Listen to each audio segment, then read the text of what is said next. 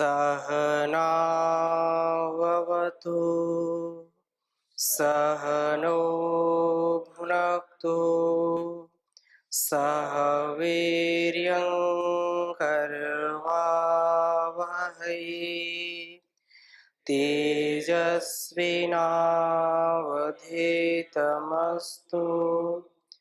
मा विद्विषावहै।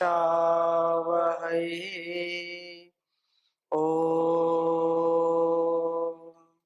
शांति शांति शांति।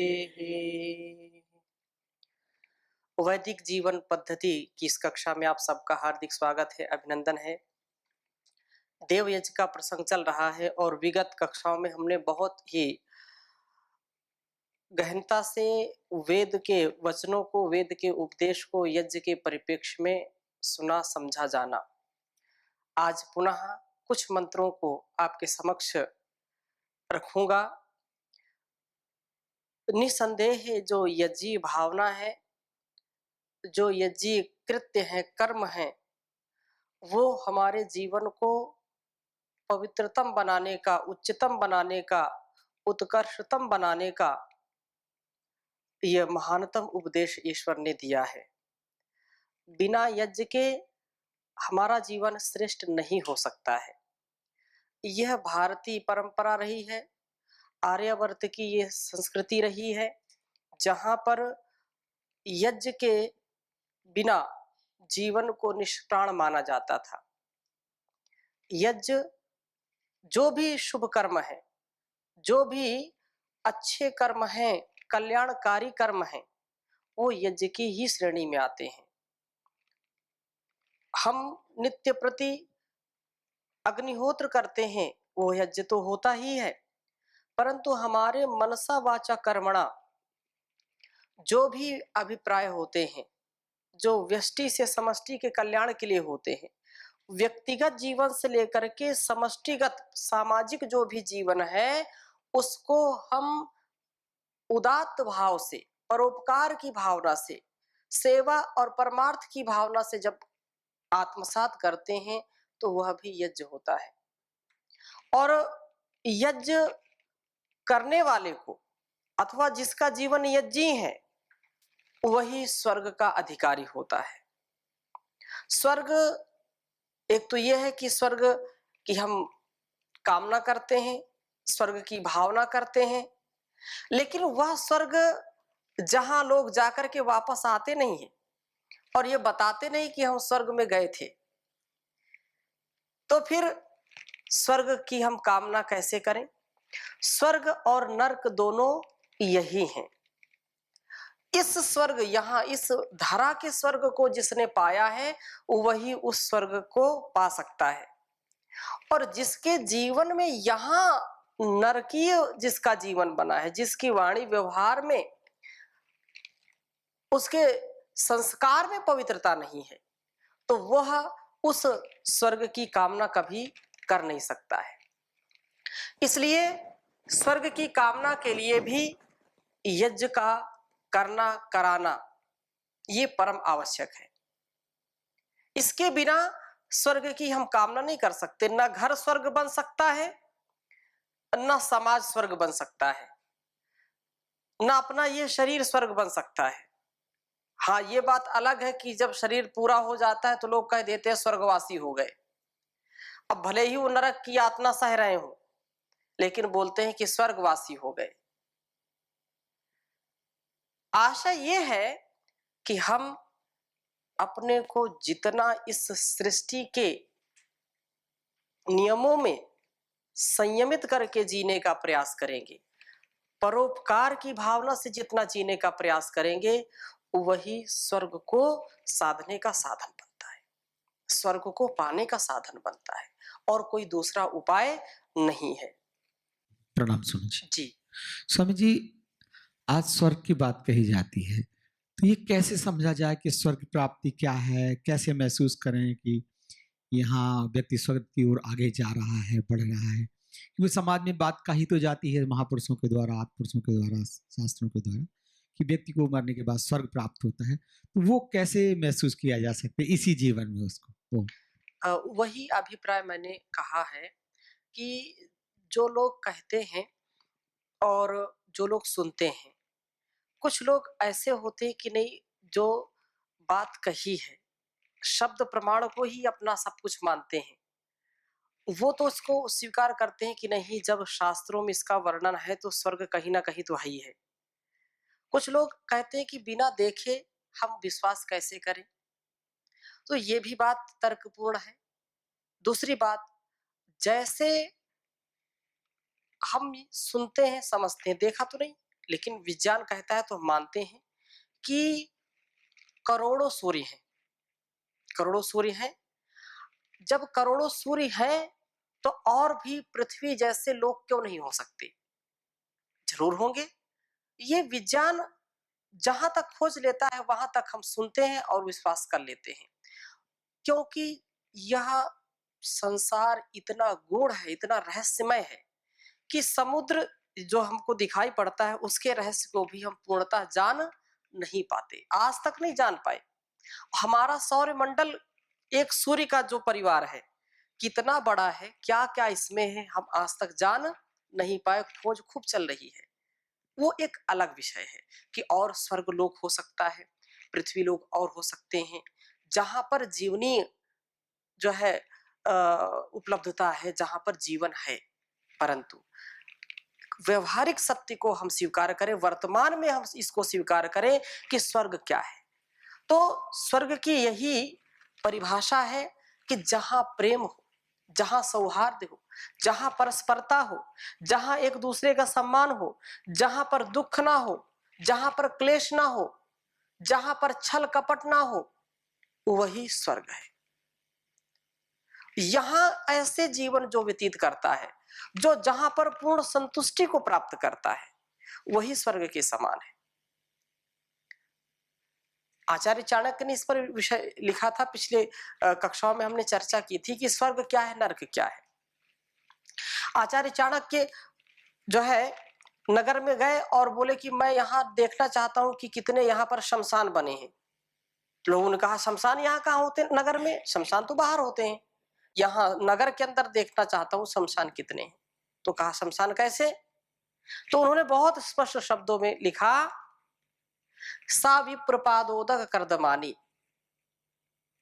जहां पर स्वर्ग की कामना है, वहां पर अतिथि का सत्कार होता है। जहां पर नरक है, जहां पर शमशान है, जहां मुर्दे जलाए जाते हैं, और शमशान में कोई जाना नहीं चाहता, डरावना होता है। कुछ लोग रहते होंगे, परंतु सब रहने का सामर्थ्य सबके अंदर नहीं है।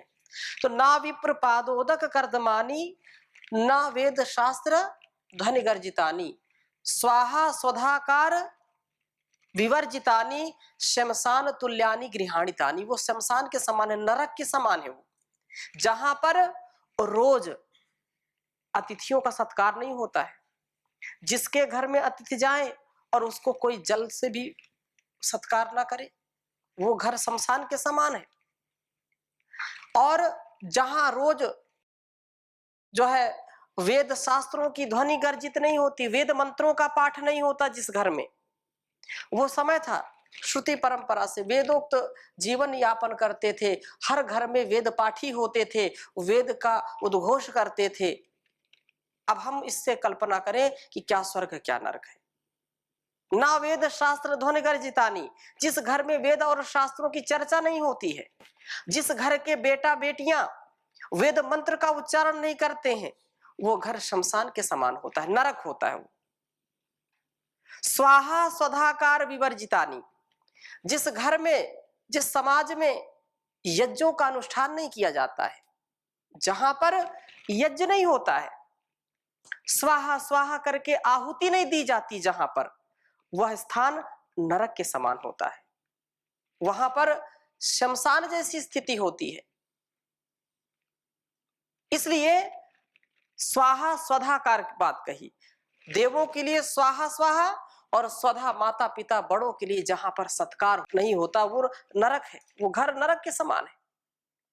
और इसी को फिर उल्टा कहा, सा विप्रपादोदक कर्दमानी, सा वेद शास्त्र ध्वनि गर्जितानी, स्वाहा स्वधाकार निरंतराणी, स्वर्गाणि तुल्यानि गृहाणि तानि, वो घर स्वर्ग के समान है जहां पर रोज हवन होता है, जहां पर रोज परस्परता में लोग रहते हैं, एक दूसरे का सम्मान करते हैं, वो घर स्वर्ग के समान हो जाता है। वहां दुख आते हैं तो भी लोग उसको सहन कर जाते हैं, सहनशीलता होती है, परस्परता होती है, और वेद शास्त्रों की जहां चर्चा होती है। अब यहाँ लोगों को फुर्सत ही नहीं है, इसलिए हमको जहां करुणा है, प्रेम है, सौहार्द है, वात्सल्य है, जहां पर पवित्रता है, शुचिता है, एक दूसरे का सम्मान है, छल कपट नहीं है, वही स्वर्ग है। वर्तमान में हम इसको ऐसे समझ सकते हैं, और उसी से हमको जीने की चाहत होती है, जीने में आनंद मिलता है। ठीक है, आगे चलें। यही बात वेद भी कहता है। यजुर्वेद के 18वें अध्याय का यहां पर 65वां मंत्र आपके समक्ष में रख रहा हूं, उच्चारण करेंगे। यत्र धारा अनापेता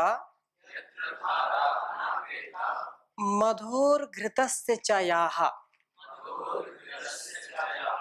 तदग्निर्वैश्वकर्मणः स्वर्देवेषु नो दधत्। यत्र धारा अनापेता मधुर्घृतस्य च यः तदग्निर्वैश्वकर्मणः स्वर्देवेषु नो दधत्।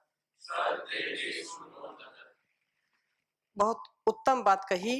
यत्र मधोः, जब मधुर आदि गुण युक्त सुगंधित द्रव्यों की, घृतस्य और घृत की, यह जो धारा, जो धाराएं हैं वो अनापेता न अपइताः, अर्थात अनापेताः, दूर नहीं होती हैं।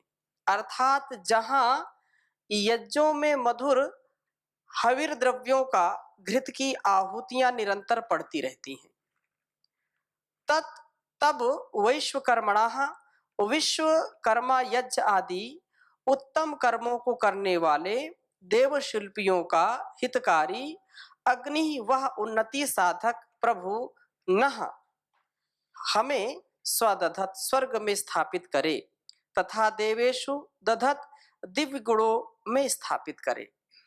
जो निरंतर घृत आदि से और मिष्ठान आदि से, क्योंकि रोगनाशक मिष्ठान सुगंधि युक्त द्रव्यों से हम हवन करते हैं, उसमें सुगंधि भी होती है, उसमें पुष्टिकारक भी होते हैं, उसमें मिष्ठान होते हैं, और उसमें आरोग्य युक्त औषधियों का, जो रोगों को नाश करने वाले पदार्थों को डालते हैं।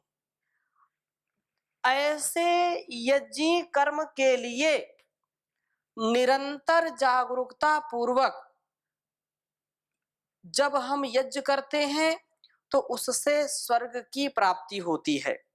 जिस घर में निरंतर मधुर हविर द्रव्यों का, घृत से यज्ञ चलते हैं, वहां स्वर्ग होता है और दिव्य गुणों की स्थापना होती है, क्योंकि बिना इसके परस्परता नहीं आ सकती है।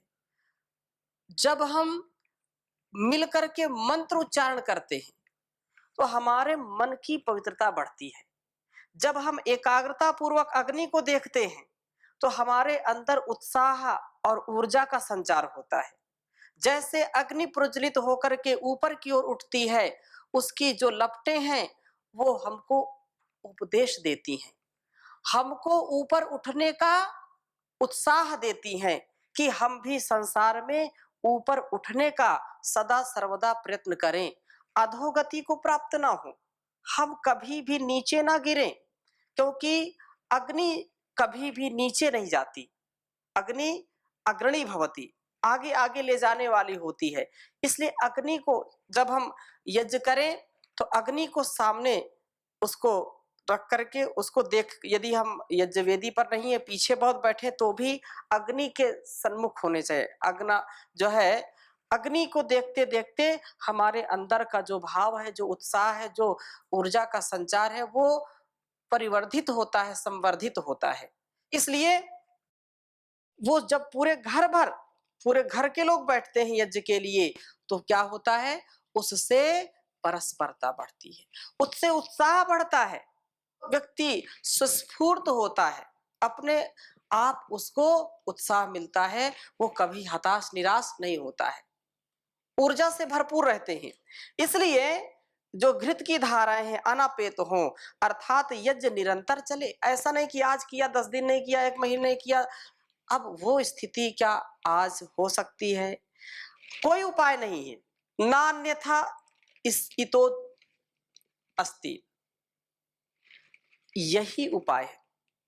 यदि जीवन में श्रेष्ठता को, जीवन में विद्वता को, जीवन में आरोग्यता को, जीवन में सुख शांति को हम चाहते हैं, परिवार की शांति चाहते हैं, समाज की शांति चाहते हैं, तो जो ऋषियों ने किया है वो करना पड़ेगा। वर्तमान में कैसे कर सकते हैं, इस पर विचार करना चाहिए। यदि हम बहुत बड़े स्तर पर नहीं कर सकते हैं, तो छोटे यज्ञ कुंड लाएं और उसमें थोड़ी सी हवी डालें, उसी बहाने पूरे परिवार को बैठना चाहिए। आज अर्थ प्रधान लोक हो गया है, केवल धन संचय में ही लोग रहते हैं, इससे अशांति बढ़ी है, कुसंस्कार ज्यादा बढ़े सुसंस्कारों की अपेक्षा, असंतोष ज्यादा बढ़ा है संतोष की अपेक्षा, अधर्म अन्याय ज्यादा बढ़ा है न्याय और धर्म की अपेक्षा। क्यों?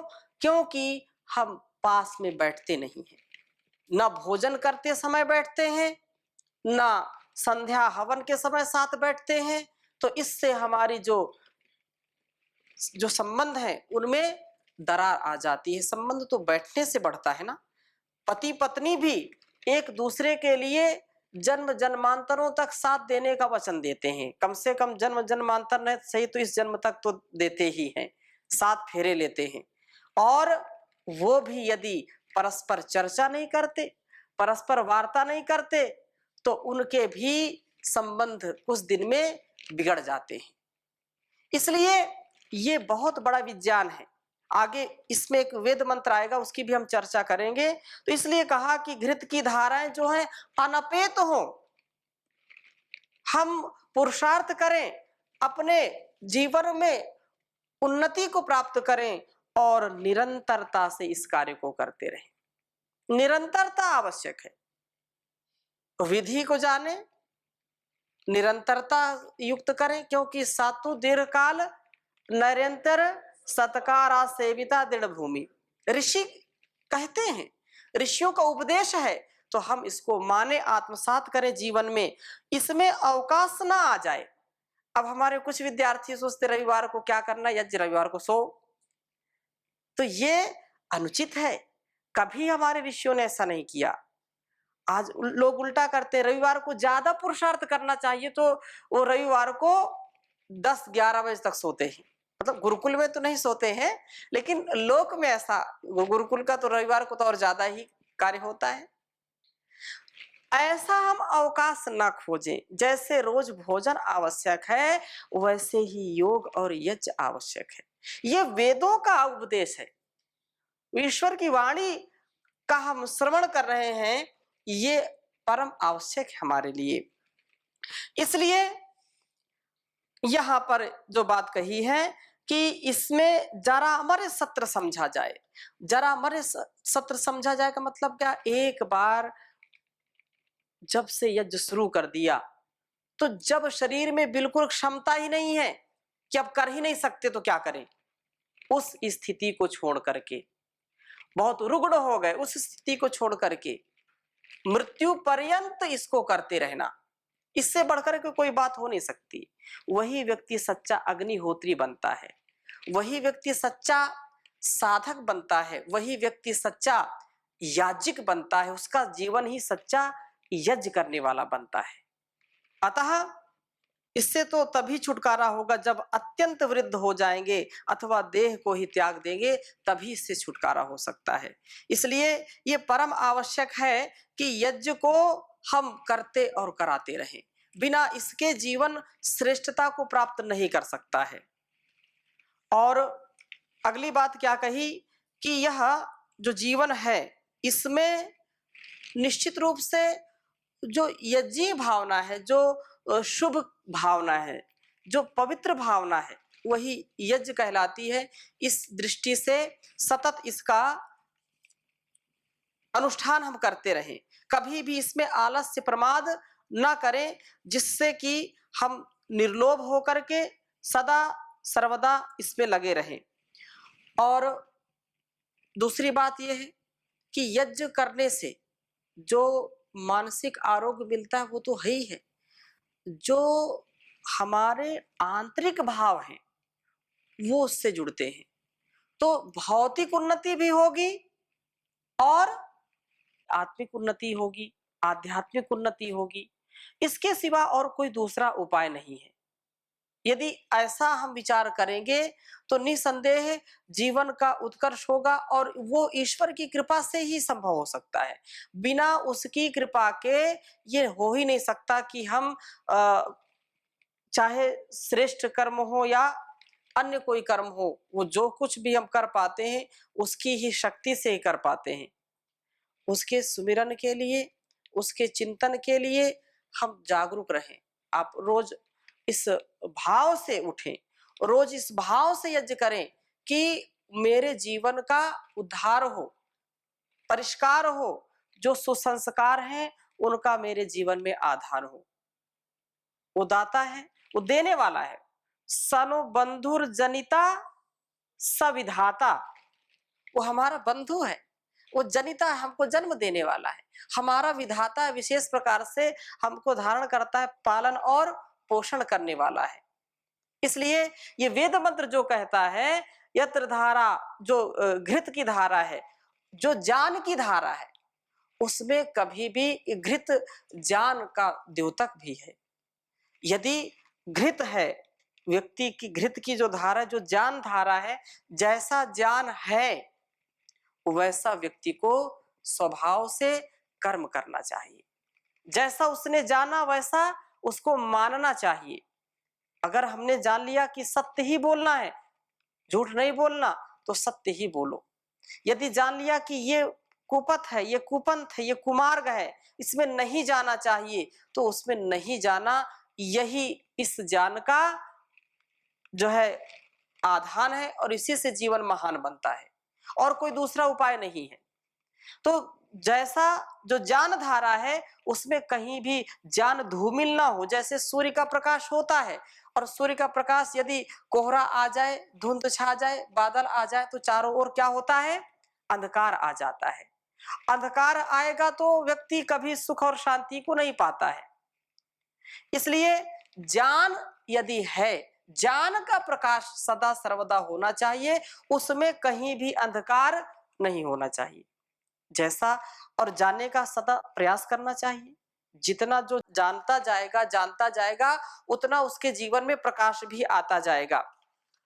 और ईश्वर से हम यही प्रार्थना करते हैं कि दाता तेरे सुमिरन का, दाता तेरे सुमिरन का, वरदान जो मिल जाए, मुरझाई कली दिल की, मुरझाई कली दिल की, एक आन में खिल जाए, दाता तेरे सुमिरन का। सुनते हैं तेरी रहमत, दिन रात बरसती है, सुनते हैं तेरी रहमत, दिन रात बरसती है, एक बूंद जो मिल जाए, एक बूंद जो मिल जाए तकदीर बदल जाए। दाता तेरे सुमिरन का ये मन बड़ा चंचल है, चिंतन में नहीं लगता। ये मन बड़ा चंचल है, चिंतन में नहीं लगता। जितना इसे समझाऊं उतना ही मचल जाए। दाता तेरे सुमिरन का, दाता तेरे सुमिरन का वरदान जो मिल जाए। हे नाथ मेरे मन की बस इतनी तमन्ना है। हे नाथ मेरे मन की बस इतनी तमन्ना है, पापों से बचा लेना, पापों से बचा लेना। पाँव न फिसल जाए, दाता तेरे सुमिरन का। देवत्व के फूलों से दामन को मेरे भर दो।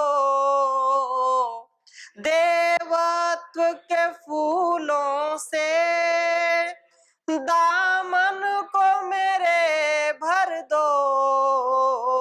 जीवन ये सुगंधित हो, जीवन ये सुगंधित हो, दुर्गंधि निकल जाए।